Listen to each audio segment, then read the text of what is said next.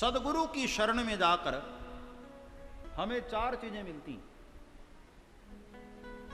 सुरुचि, पहली बात, जिसको अपने जीवन से अरुचि हो गई है, जीवन जीने की इच्छा समाप्त हो गई है, जिनको जीवन में कोई रुचि नहीं बची,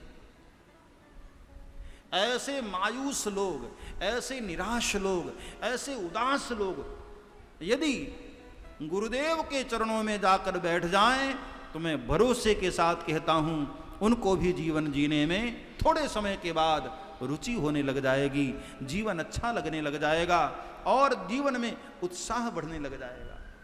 और दूसरा सद्गुण क्या है? सुवास। सुवास का मतलब है सुगंध।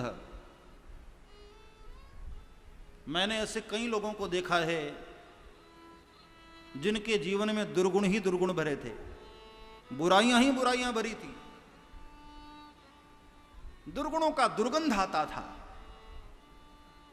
जिसके जीवन में दुर्गुणों का भी दुर्गंध भरा हुआ है, ऐसे लोग भी यदि सद्गुरु के शरणागत हो जाएं तो दावा किया है रामायण ने, ऐसे व्यक्ति का जीवन भी सुगंधित होने लग जाता है, सुवासित होने लग जाता है। सुरुचि, सुवास, सुगंध।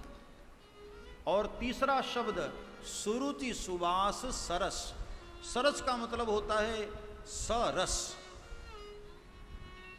रसयुक्त जीवन, रसीला जीवन। कई लोगों का जीवन बड़ा निरस हो जाता है।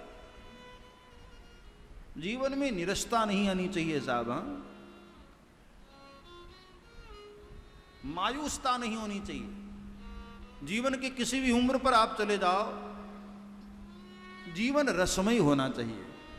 जीवन को निराश मत बनाओ, रसमय जीवन बनाओ, रसीला जीवन, सरस।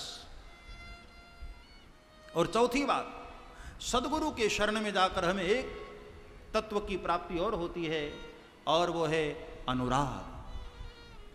जिस अनुराग से राम दर्शन हो जाता है, जिस प्रेम से भगवान का दर्शन हो जाता है, भगवान बगैर अनुराग के नहीं मिलते हैं। राम ही केवल प्रेम प्यारा। भगवान को केवल प्रेम प्रिय है और कुछ नहीं। प्रेम से आप कुछ भी करा लो, सब करने को राजी। और वह प्रेम का दान सद्गुरु देते हैं। सद्गुरु की कृपा हो जाती है ना, तब हमारे भीतर प्रेम प्रकट होता है।